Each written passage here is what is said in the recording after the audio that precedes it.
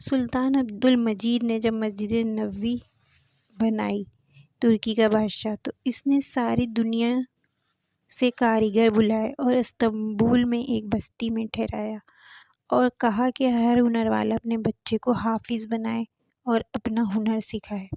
سب نے ایک ایک بچہ حافظ بنایا اور اپنا تعمیراتی ہنر سکھایا، تو 3000 حفاظ اور کاریگر تیار ہوئے۔ ان کو سلطان عبد المجید نے مدینے میں بھیجا اور انہوں نے مسجد نبوی کی تعمیر کی۔ جب تعمیر شروع کی تو ہر پتھر پر قرآن پڑھا ہوا تھا، لکھا ہوا تھا، جو پرانی مسجد ہے۔ اور جب پتھر جو وہ رکھتے تو تھوڑا سا بڑا ہوتا تھا، تو وہاں نشان لگاتے اور وہاں بھی تراش کر سکتے تھے، لیکن نشان لگاتے اور پھر اس کو جس بستی میں ٹھہرے ہوئے تھے وہاں واپس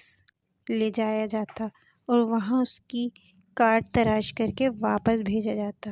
پھر اسے لگایا جاتا، پھر وہ تھوڑا سا زیادہ ہوتا تو پھر اسے وہیں واپس بھیج دیا جاتا، تاکہ میرے نبی صلی اللہ علیہ وآلہ وسلم کو ٹھک ٹھک کی آواز سے تکلیف نہ ہو۔